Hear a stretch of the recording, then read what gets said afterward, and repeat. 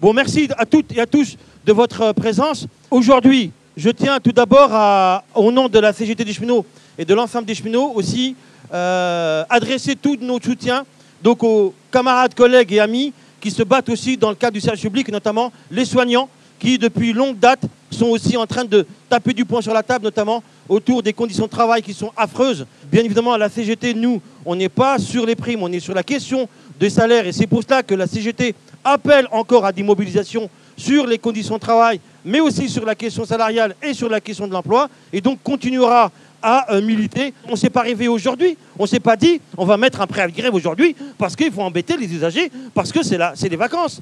Ça fait depuis 2019 qu'on est devant la gare. 2019 qu'on est sur la gare de Belfort. 2019 que les camarades à Colmar sont devant la gare. 2019 que les camarades à Strasbourg sont militent et poussent leurs revendications dans le cadre de l'accessibilité des services publics, mais aussi des conditions de travail. Depuis 2019, ce sont des conducteurs, des agents de circulation, des contrôleurs, des agents d'escale dans les gares, des agents de la vente qui aujourd'hui, du matériel, de l'infrastructure, qui militent et qui disent stop, stop à l'attaque, stop aux conséquences. Nous ne voulons plus baisser la tête, on veut continuer à vivre dignement et répondre efficacement à la nation dans le cadre d'un service public digne du XXe siècle. Et surtout, ne pas oublier aussi les attaques qu'on a aussi envers nos retraités, parce qu'ils sont les oubliés, hein, ils sont les oubliés de la nation. Certains dirigeants qui sont contre le service public croient que nous allons baisser les chignes. Eh bien, nous disons à la CGT, avec les cheminots, ce sera non.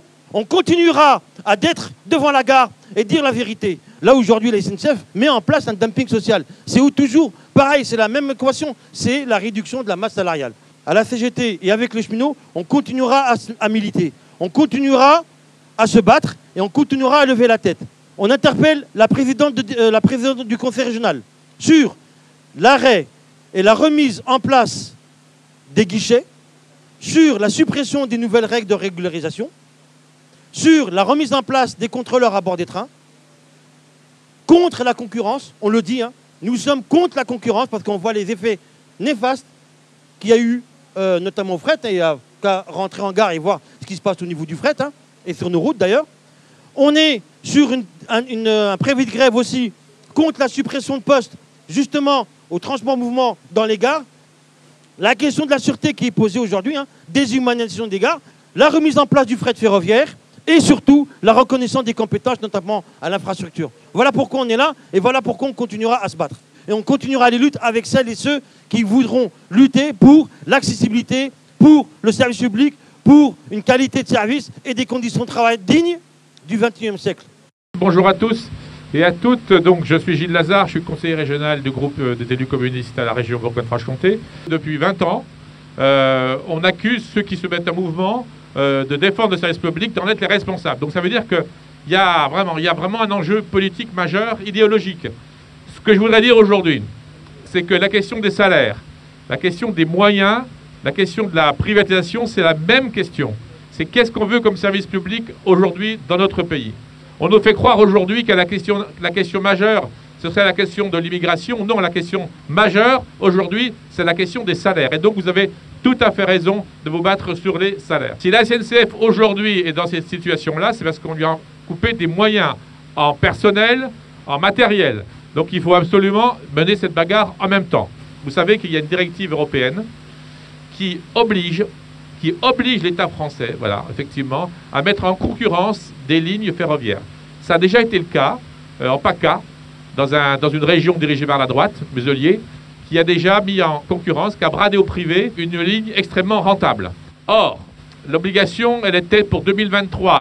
Nous avons une possibilité de détourner ce projet en reprenant un contrat avec la SNCF dès aujourd'hui pour en fait faire le pont et refaire un contrat sur plusieurs années pour ne pas être obligé en 2033 d'être contraint de privatiser une ou plusieurs lignes d'ailleurs dans le TER. Donc c'est la raison pour laquelle le Parti communiste et ses élus, nous sommes en train d'informer la population. Et ce n'est pas une chose facile. Eh bien, les communistes sont les seuls à s'opposer à cette mise en concurrence. Et donc nous appelons les usagers par une pétition que nous faisons circuler à écrire à la présidente de la région, leur demandant de ne pas ouvrir à la concurrence la ligne. Je salue votre détermination parce que dans ce moment un peu compliqué de la vie française, où on est plus à pointer celui qui se bat pour vivre et défendre le service public, alors qu'on ménage celui qui accumule des grandes fortunes ou qui détient des chaînes de radio ou de télévision, vous êtes franchement la ligne de mire qu'il faut continuer à soutenir. Et en tout cas, c'est ce que fera les élus communistes et le Parti communiste français. L'aire urbaine Belfort-Montbéliard fait le lien et doit faire le lien dans le cadre de l'aménagement du territoire sur ces grandes métropoles. Eh bien, qui c'est qui fait ce lien? C'est les cheminots du quotidien, c'est ces cheminotes qui sont en gare, c'est ces cheminots et cheminotes qui sont dans les trains, les contrôleurs qui répondent à des exigences, qui répondent à des besoins, des informations, de la sûreté. C'est eux le quotidien, c'est eux qui font le lien justement du service public et qui sont le ciment de cet aménagement du territoire. Nous souhaitons avoir un débat public. Nous n'avons pas peur de débat. Nous n'avons pas peur qu'ils viennent discuter, qu'ils viennent voir les dégâts. Nous invitons Madame la Présidente du Conseil régional à voir les dégâts des gares, à voir les dégâts qu'il y a au niveau de la vente. Il n'y a pas plus tard que quelques jours, un collègue, et c'est pour ça que je parle avec une certaine émotion dans la voix, il y a un collègue qui nous dit, si ça continue comme ça, je viendrai me pendre ici. Franchement, on est arrivé au summum là. Eh bien voilà la situation de la SNCF et voilà ce que fait la concurrence aujourd'hui. C'est le dumping social et c'est la casse de l'entreprise. Et nous le disons, ce sera non.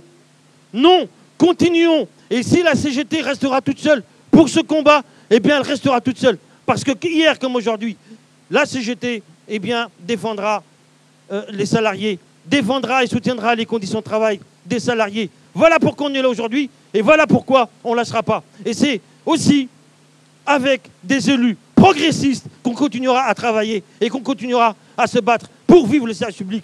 Toutes ces réorganisations et restructurations ne servent uniquement à une chose, servir le capital.